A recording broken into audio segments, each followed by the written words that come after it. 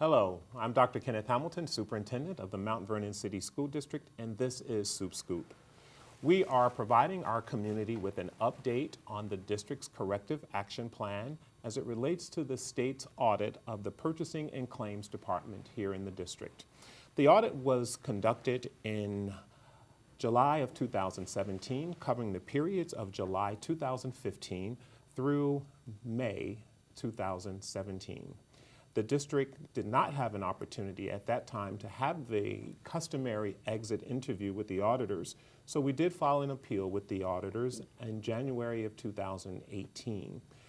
During that time, the auditors gave us an opportunity to submit a corrective action plan in response to some of the citations that they noted, and we're here today to provide you with an update on where we are a year later. Joining me now is Mr. Ken Silver, our Assistant Superintendent for Business, who has helped to facilitate the implementation of the corrective action plan. Welcome to Supt Scoop again, Mr. Silver. Thank you. So why don't we take the auditor's recommendations one by one and look at what our strategies have been to implement the corrective actions. So one of the recommendations that the auditors made, there were about 11 or 12 in total, if I recall correctly, and one of the recommendations was to provide guidance on soliciting competition for goods and services, including appropriate use of written requests for proposals, written quotes, and verbal quotes. And one of the steps that we talked about implementing, many of which were already underway at the time of the audit, and had we been afforded the opportunity to have the exit interview, we would have been able to share that with the auditors. But where are we today in terms of action steps related to this corrective action plan? So we have now long ago contracted with NYSBA, the New York State School Boards Association, to provide policy services for us, to give us clear, concise policies about how to conduct the purchasing of goods and services within the school district. That was implemented a long time ago. The implementation is complete. We are following all of those policy guidelines, and those policies, as they applied to the purchasing department, were approved by the Board of Education almost a year ago. So one of the things that I noted in the corrective action plan and in the auditor's report was related to the transportation and the bidding of transportation services. What is our response to that? The transportation contracts were given out for the most part in 2006 or thereabouts. Transportation contracts are not required to be bid ever. We're allowed to renew them indefinitely at no more than the consumer price index of May of whatever that year is. We have followed that guideline with either no increase or a minimum increase under the CPI rules. They cited us for not bidding these contracts, but these contracts were not required to be bid. In fact, we did tell them that these contracts were unavailable as they were in storage because there were renovations taking place in the Board of Education building at that time, and we could not get them. We told them that before they even started the audit, but they still decided to cite us for not being able to provide contracts that were many years old, even though the contracts were provided to the state every single year for all of those intervening years from 2006 until 2017. So, and as it relates to the policies that were developed in terms of governing guidelines on purchasing and requiring bids, where do we stand to date in terms of those policies? Well, I want to speak to transportation first. We did go out to bid on transportation. We were very dissatisfied with the results of the bid, and we are now going to go out again for next year to try to do better to reduce the cost of transportation. All the other purchasing policies as it relates to these matters that were cited by the state are in place. Some of them are ongoing as they relate to our software implementation plan in our what's called Envision through BOCES. That's not entirely implemented because we simply are not ready for that implementation. When we got here 5 years ago, we were the last school district still using the old software. And we worked very hard to move into the new software, but it is not complete. But everything that could be complete is now complete. Awesome. So the second audit recommendation required the district officials and employees to adhere to certain district policies and regulations when procuring goods and services. Where are we with that? So some 6 months before we received the audit report from the state, and remember, again, we had no opportunity to speak to that, we started our own training of our employees. That began in July of 2017. So that was a year and a half ago. We began the training with our employees to have them better understand the purchasing policies of the state and the GML referred to here, which is the General Municipal Law. And so we are following those policies very carefully. We'll come to other items in this list, but part of it has to do with bidding. We've joined various state bids. We've also become a part of bids for other school districts and other municipalities so that we don't actually have to do our own bid for every single item. So action steps under audit goal recommendation number 1 and audit goal recommendation number 2 have been completely implemented. Yes. And the third recommendation was around clarifying documentation requirements to be used during the solicitation process, including documentation for the decisions that are being made. Where do we stand with that particular recommendation? There were a number of training sessions having to do with this. The final training session was actually in December during the winter break. We had the staff who were working during those days in for a workshop at the high school, and they spent the whole day there learning how to do these purchasing procedures better. I'm sure the turnover and some of the personnel in the business office has a lot to do with that as well. Do we have plans for ongoing training to make certain that the business office staff is consistently trained as new people come in? Yes, so we are working on training the business office staff as well as the building staff, where most of the challenges are because of the turnover of building staff employees. Also, the problem is that there's not a great deal of staff in the buildings to do this work. So we are designating a person from the business office to go on a regular basis to work with the building staff at their own computer, helping them to become more familiar with the software. We had talked at one point about hiring a transportation consultant to provide some guidance in this area. Have we been successful in acquiring a transportation consultant? We hired a transportation consultant last year, made recommendations, did a number of things, and the result was almost the opposite of what we had hoped. Our costs are up this year as a result of bidding. If we had just left it alone and not gone out to bid for transportation, we would be paying less. And again, we will be going out this year.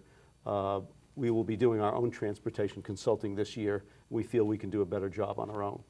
Okay, our fourth recommendation from the auditors was to ensure that all claims are properly supported by adequate documentation prior to payment approval. So we have now hired a new internal claims auditor who is not an employee of the district. And so that eliminates one of the big problems that the auditor spoke of, which had to do with the internal claims auditor being in the business office after the business office was closed because that person had another job in the district. So now that person comes in during regular business hours, and that has helped a great deal. Also, we have followed some of the state guidelines in attaching contracts on a regular basis to these claims. We are also paying more attention to the details of the claim so that everything is appropriately done before the claim is paid. So our corrective action items as it relates to audit recommendation number 4 has also been complete. Yes, that person was appointed many months ago, maybe 6 months ago by the Board of Education, and she is doing a fine job. Our fifth recommendation from the auditors was to monitor the activity within the computerized software to prevent unauthorized approvals. Let's talk about that, because I remember when we started reviewing the audit report, there were interviews that were conducted and perhaps some misinformation. Regardless to how that information was presented, ultimately we needed to put protocols in place.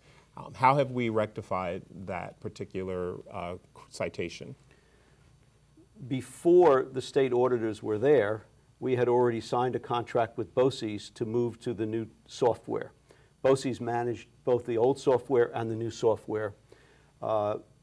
When they moved the new software, that was when we decided to remove duplicate and extra vendors.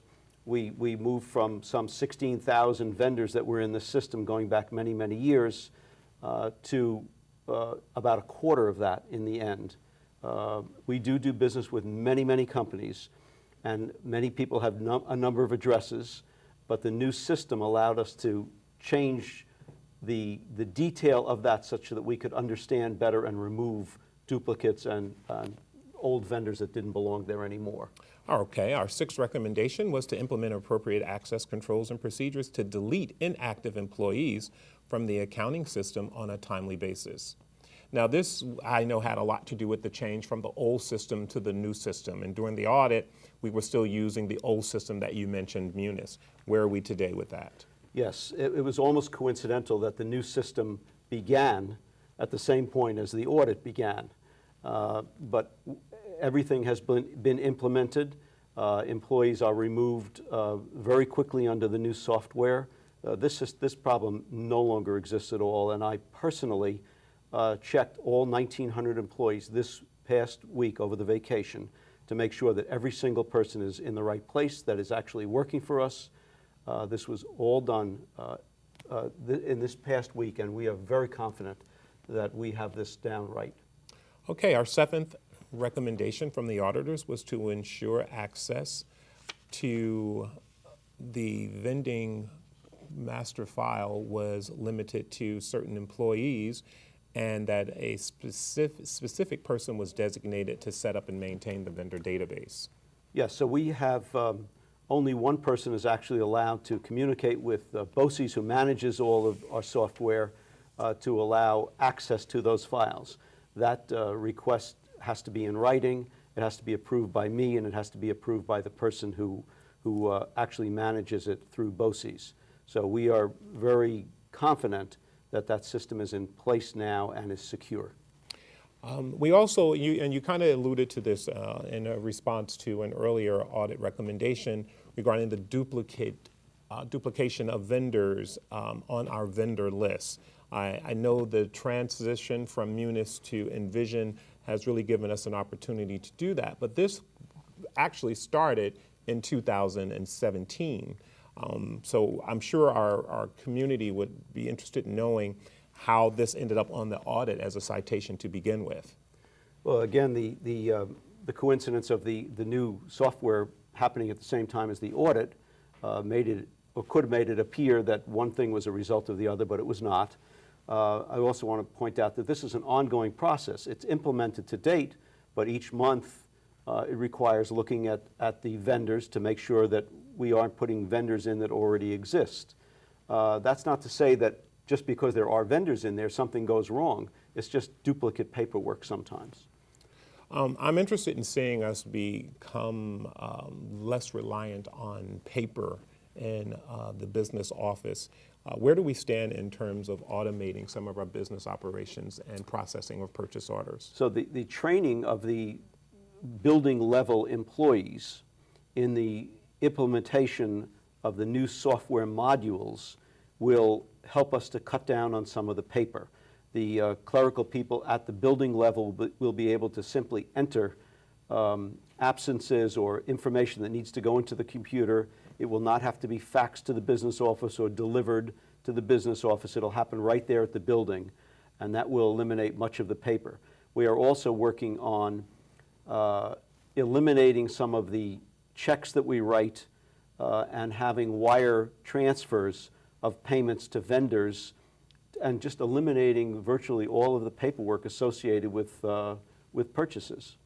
Okay, so the ninth audit recommendation cited the district for our failure to ensure that all claims, other than those exceptions allowed by education law, are audited and approved by the claims auditor before payment.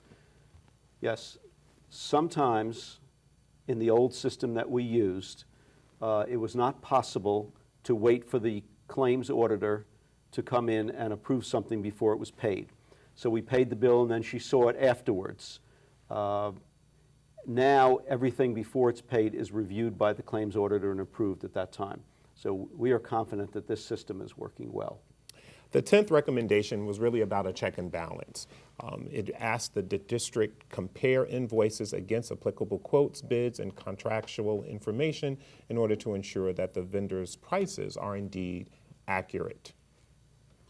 This also was something that began a year and a half ago, and we also put in an additional oversight plan of this about 5 months ago in September of 2018. So we now have more documentation, more review, but also the fact that we are part of other organizations' bid process makes it work better for us.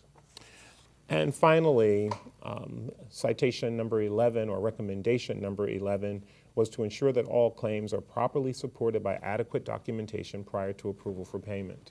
Several of these are similar or are almost the same, but they did cite these 11 items separately.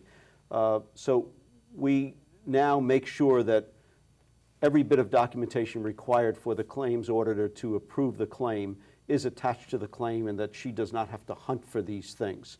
That's really what that refers to, that the claims auditor had to search for things in the files, but now it's attached to the claim itself.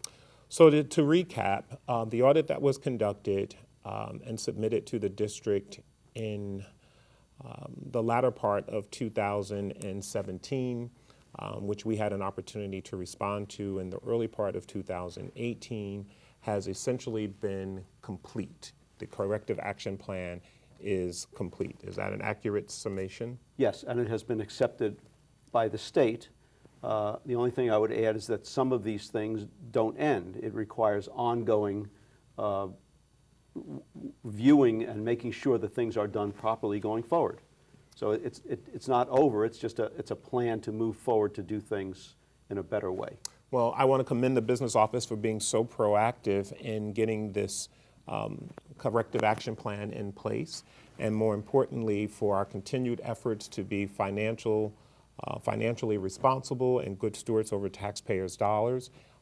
We have been consistently reducing costs. We are now in our budget process for the upcoming school year, and I think we should also take this opportunity to talk very specifically about how we could be more transparent in the budget process, and how transparent we have been from the onset about the audit and the corrective action plan. In terms of transparency, what steps have we taken in the business office to ensure greater transparency? Most of the transparency relates to the budgeting process rather than to the purchasing process. So if we could talk about that for a moment, since we're right in the middle of our budget process for the current year, and very close to having the first draft of the budget finished for superintendent's review.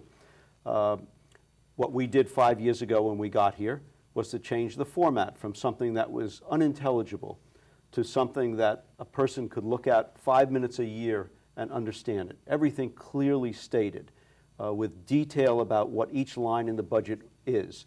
This budget is now some 1,600 lines. And so for the person who doesn't pay much attention to this during the year, it could be something that they could not understand and would be very frustrated.